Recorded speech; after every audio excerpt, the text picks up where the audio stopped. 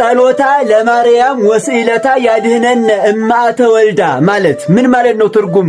በጸሎታችን መካከል ሴቱ ጋር ነው ይሄንን አስገብተን የምንጸልየው። ጸሎት የምትጸልዩ ሁላችሁም ይሄንን ነገር ማወቅ አለባችሁ። በደንብ አድርጋችሁ እስከ መጨረሻው ስሙኝ። ይሄን ቪዲዮ ሁሉም ሰው እንዲማርበት ማለት ነው። በደንብ አድርጋችሁ ሼር እና ኮፒ ሊንክ ላይክ እያደረጋችሁ ለሁሉም እንዲዳረስ አድርጉት። ሁላችሁም ደግሞ የመደመር ምልክቷን እየተጫናችሁ ቤቱን ፎሎ አድርጉ። ይጠቅማችኋል ይሄ ቤት እና ይኸውላችሁ ጸሎታ ለማርያም ወስዕለታ ያድህነን እማአተ ወልዳ ማለት የድንግል ማርያም ልመናዋ ከልጇ ቁጣ ያድነን ማለት ነው። የድንግል ማርያም ምልጃና ጸሎት ከልጇ መዓት ቁጣ ያድነን ማለት ነው። በሌላ አነጋገር የድንግል ማርያም ልጅ ኢየሱስ ክርስቶስ ስለ እናቱ ምልጃ ብሎ ይቅር ይበለን ማለት ነው በሌላ አነጋገር። እናም ይኸውላችሁ በጸሎታችን መካከል ይሄንን አስገብተን መጸለይ አለብን። የቱ ጋር ነው የምናስገባው ካላችሁ ደግሞ የወድስዋ መላእክትን ስንጨርስ መጨረሻ ላይ ማለት ነው።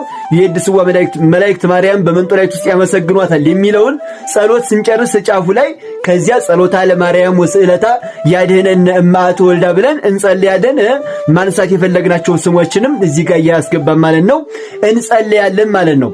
ነገር ግን አቅማችን ሳይፈቅድ አንቀጸ ብርሃን ወይንም የወድስዋን የማንጸልይ ከሆነ ምናልባት ጊዜ አጥሮን ወይንም ያቅም ጉዳይ ሆኖ ያንን ካልጸለይን ግን የዘወትር ለምሳሌ የሰኞ ውዳሴ ማርያም አለ አይደል? የሰኞ ውዳሴ ማርያምን ስንጨርስ ጫፉ ላይ የማክሰኞንም ስንጨርስ እዚያው መጨረሻ ላይ ይሄንን አስገብተን መጸለይ እንችላለን ማለት ነው። እዚያ ላይ ማስገባት እንችላለን። ስለዚህ ጉዳይ ግልጽ ያልሆነላችሁ ነገር ካለ ኮሜንት ላይ አስቀምጡልኝ፣ ሌላ ቪዲዮ እሰራላችኋለሁ።